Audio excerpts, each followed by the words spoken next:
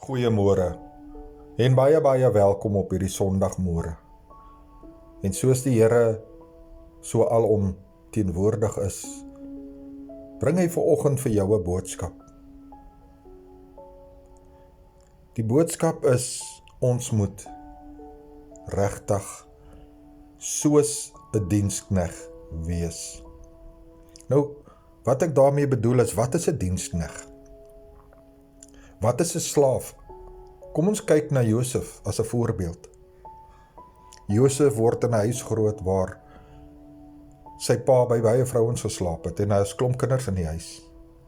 Sy pa het natuurlik vir Josef baie lief, maar die ander broers raak jaloers op hom.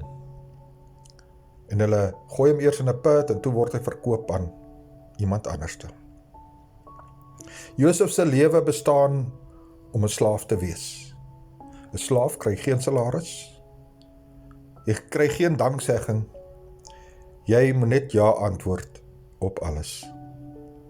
Maar weet jy wat? Josef is vir ons die beste voorbeeld daarvan.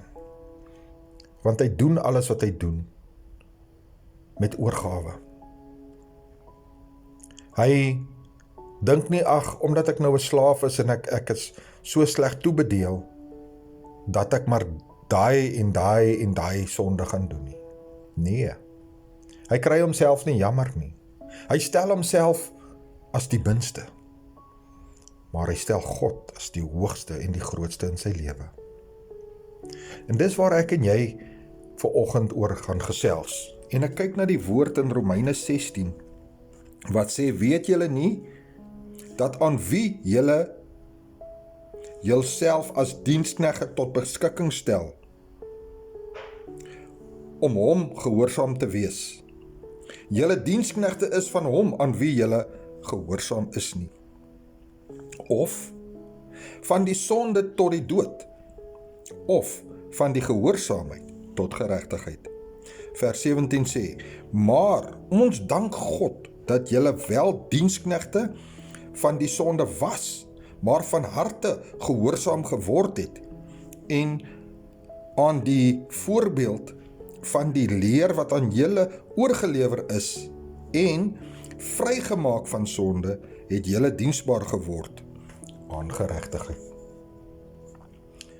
Wat ek vir jou vanoggend wil sê, van wie is jy 'n dienskneg?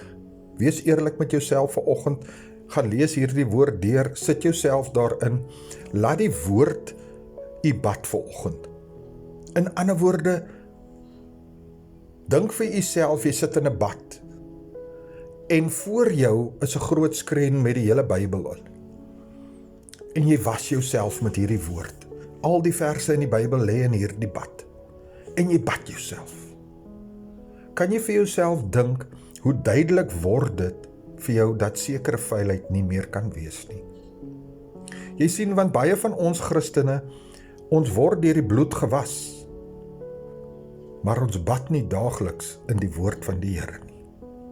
En daarom sê ek, as jy 'n dienskneg van Jesus Christus wil wees, gaan jy die woord in jou lewe moet toepas.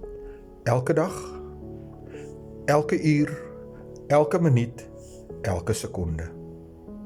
En dan so sal jy die lig van Christus Jesus sal binne jou begin brand. En weet jy, dit sal tot so 'n mate brand dat dit sal uitgestraal word vir ander daar buite. En dat hulle in hulle eie beurt sal sien, maar wat het daai man, wat het daai vrou? Hulle is so vreugdevol, hulle is so gelukkig almits die wêreld om hulle ineenstort. Weet jy wat? Hulle het Jesus. Hulle het waarlik die woord aangeneem, die vleesgeworde woord. En die geskrewe woord is op hulle hartsmure geskryf. Ek laat hierdie saak vanoggend by u. Val op jou knieë voor die Here. Lees hierdie gedeelte van Romeine 6:16 tot 18 deur. En doen 'n bietjie introspeksie in jou eie lewe. Ek is pastoor Kerry, Brood en Water 5 minute woord, seëngroete, en ek sê weer, Jesus het jou baie lief. Amen.